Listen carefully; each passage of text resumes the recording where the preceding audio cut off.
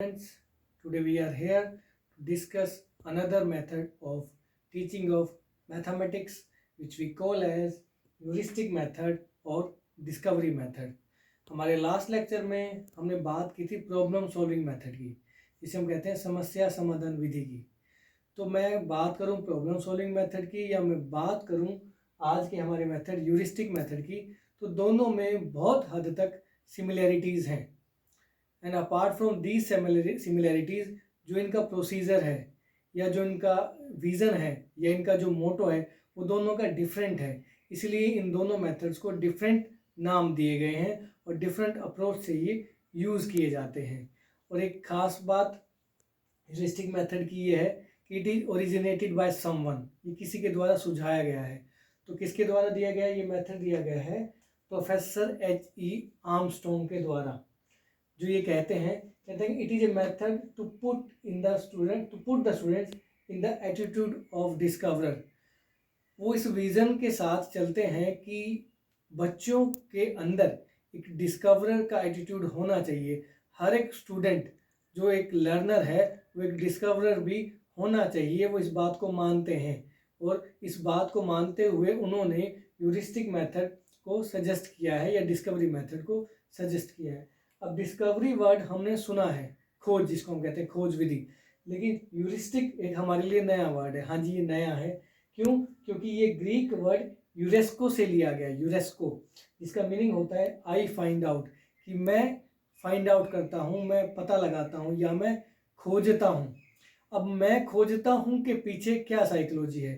तो इसके पीछे की जो साइकोलॉजी है वो प्रोफेसर आर्मस्ट्रॉन्ग बताते हैं कि जो बच्चे का जो बेसिक एटीट्यूड होता है या बच्चे का जो बेसिक साइकोलॉजी होती है वो एक डिस्कवरर की तरह ही होती है। जो बच्चा है छोटा, वो जब भी कहीं नई जगह पर जाता है या नई सिचुएशन में वो जाता है या एनकाउंटर होता है, तो चीज़ों को देखने की, समझने की कोशिश करता है, उसे जानने की कोशिश करता है। तो जो बच्चे का बेसिक एटीट्यूड है वो है डिस्कवरर का, वो एक खोज करता था या एक इंक्वायरर का, वो इंक्वायरी करता है। हमने आपने भी अपने आस पड़ोस में, अपने नेबरहुड में या अपने परिवार में देखा होगा कि बच्चे बहुत क्वेश्चनिंग करते हैं स्टार्टिंग जो उनका एज का लेवल है उस पर। जब बच्चा 3-4 साल का होने लग जाता है, जब उसका कम्युनिकेशन डेवलप हो जाता है, तो पूछता है कि मम्मी ये क्या है, पापा ये चीज़ क्या है, या जो भी उनके साथ बड़े हैं उनसे पूछता है किसी भी नई चीज़ को देखकर, ये क्या होता है, ये कैसे चलता है। तो बेसिक एटीट्यूड देखिए बच्चे का यही है। लेकिन क्या होता है कि एक ट्रेडिशनल इंस्टीट्यूशन में या ट्रेडिशनल मेथड में या ट्रेडिशनल एनवायरनमेंट में आने के बाद, एक सेट पैटर्न बनने के बाद, वो जो उसका डिस्कवरी वाला एटीट्यूड है वो कहीं ना कहीं दबता चला जाता है। जब हम उसको इंस्ट्रक्शन देने लग जाते हैं कि ऐसा करना है, ऐसा नहीं करना, घर पर पेरेंट्स की इंस्ट्रक्शन, क्लासरूम में टीचर्स की इंस्ट्रक्शन, तो वो इंस्ट्रक्शन फॉलोवर बन जाता है। तो जो डिस्कवरर वाला एटीट्यूड है वो कहीं सर पास होता चला जाता है और जो एक फॉलोवर वाला एटीट्यूड है वो बनता चला जाता है। तो फॉलोवर नहीं बनाना, हमें बच्चे को डिस्कवरर बनाना है। उसको अपना भी विज़न डेवलप हो, उसका खुद का एक आउटलुक डेवलप हो। तो इस चीज़ को अभी हमें साथ लेकर चलना है बीइंग ए टीचर। तो इसी चीज़ को ध्यान में रखते हुए ये सजेस्ट किया जाता है कि ह्यूरिस्टिक मेथड या डिस्कवरी मेथड को भी हम यूज़ करें। अब कहते हैं कि होता क्या है? कहते हैं बेसिकली कुछ नहीं है। Basically this is opposite to dogmatic method. Dogmatic method मतलब ट्रेडिशनल मेथड जो भी हम यूज़ करते हैं, इन विच, जिसमें होता क्या है, in which observing reasoning powers are excited, जिसमें बच्चे की ऑब्जर्विंग और रीजनिंग पावर्स को एक्साइट किया जाता है या स्टिमुलेट किया जाता है।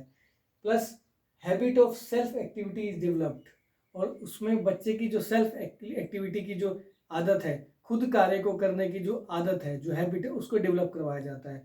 तो ऐसा कोई भी विधि जिसमें जो कि ट्रेडिशनल मेथड या परंपरागत विधियों से उलट है और जिसमें बच्चे की ऑब्जर्विंग रीजनिंग पावर्स को एक्साइट किया जाए, मोटिवेट किया जाए और उसे सेल्फ एक्टिव बनाया जाए, उस मेथड को हम ह्यूरिस्टिक या डिस्कवरी मेथड कहते हैं।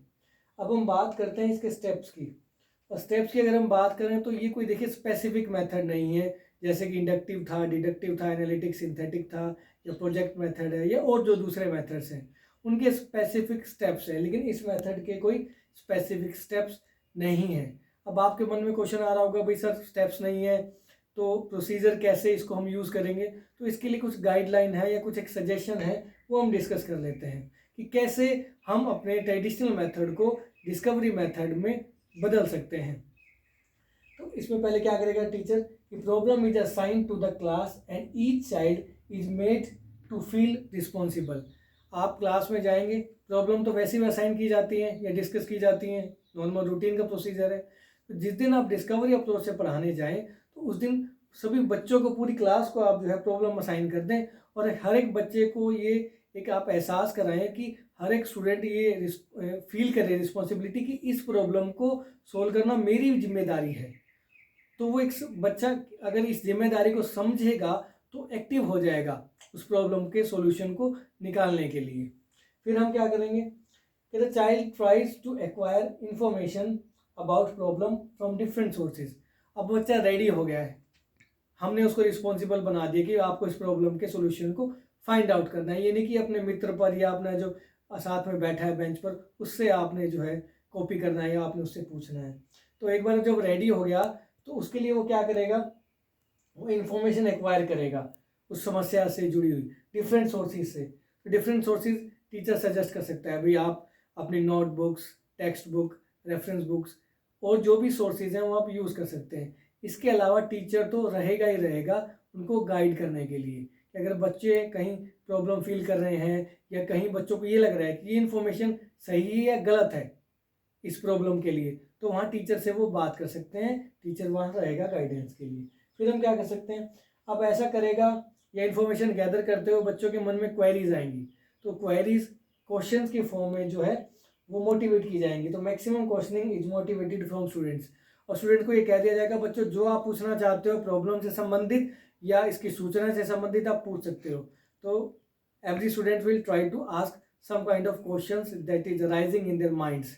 जो बच्चों के माइंड में क्वेश्चन आ रहे हैं, क्वेरी आ रही है, वो पूछेंगे। अब कई बार क्या होता है कि नया मेथड है, नई अप्रोच है, बच्चे इंटरेस्ट नहीं लेते हैं।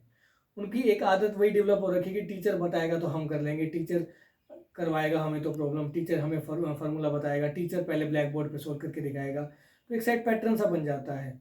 तो थोड़ी सी मुश्किल आपको होगी शुरू में इसको यूज़ करने में बच्चों के एक पैसिव एटीट्यूड की वजह से। तो वो पता चल जाएगा जब बच्चे क्वेश्चनिंग नहीं करेंगे, तब बच्चे क्वेश्चनिंग नहीं करेंगे तो आप क्वेश्चनिंग करना स्टार्ट कर दें। तो इससे क्या होगा, बच्चे एक्टिव दोबारा से एक्टिव हो जाएंगे और वो जो है कहेंगे भाई हम नहीं पूछे तो टीचर पूछा, इससे अच्छा तो हम ही पूछ लेते हैं। तो टीचर वहाँ हेल्प करेगा उनको क्वेश्चनिंग करने में।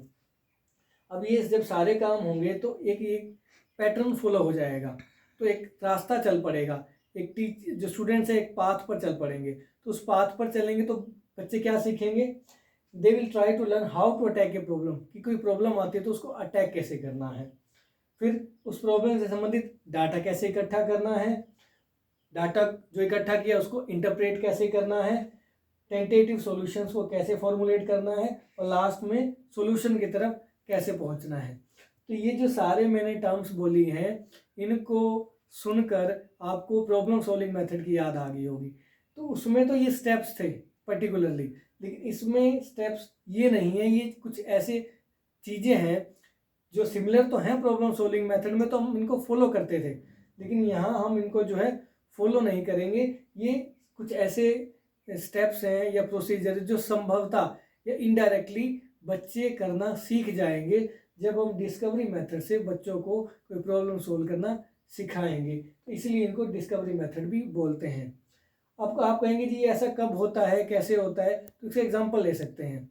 मान लो आपने ट्रायंगल पढ़ा दिया बच्चों को, कंसेप्ट क्लियर करा दिया, अब आप ये चाहते हैं कि बच्चों को कैरेक्टरिस्टिक्स में बताऊं ट्रायंगल की क्या होती है, और उससे पहले आप ये चाहते हैं कि बच्चे खुद कुछ कैरेक्टरिस्टिक्स फाइंड आउट करें।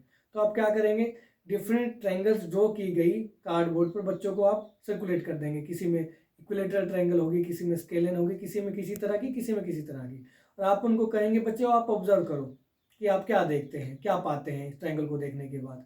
तो जैसी ट्रायंगल आपने सर्कुलेट की है वैसी वैसी ऑब्जर्वेशन जो है पूरी क्लास से आपको मिलने लग जाएंगी। फॉर एग्जाम्पल जिसको आपने इक्विलेटरल ट्रायंगल दिया तो वो बताएगा सर मेरे पास एक ऐसी त्रिभुज आई है जिसमें तीनों भुजाएं और तीनों कोण समान है। जिसको आपने राइट एंगल ट्रायंगल का पिक्चर दी है वही कहेगा सर मेरे पास ऐसी ट्रायंगल है जिसमें एक एंगल राइट एंगल है, means that is right angle triangle. तो इसी तरीके से डिफरेंट ऑब्जर्वेशन जो है या आएगी आपके पास, जो कि ट्रायंगल की कैरेक्टरिस्टिक्स को ही अल्टीमेटली बताएंगी। तो कुछ कैरेक्टरिस्टिक्स इस अप्रोच को यूज़ करते हुए बच्चे कुछ फाइंड आउट कर लेंगे, और जो वो फाइंड आउट ना करवा पाए वो बीइंग ए टीचर हम फाइंड आउट करवाने की कोशिश करेंगे। तो ये तो एक छोटा सा उदाहरण हुआ इस अप्रोच को यूज़ करने का। आज के लेक्चर में इतना ही। Thank you.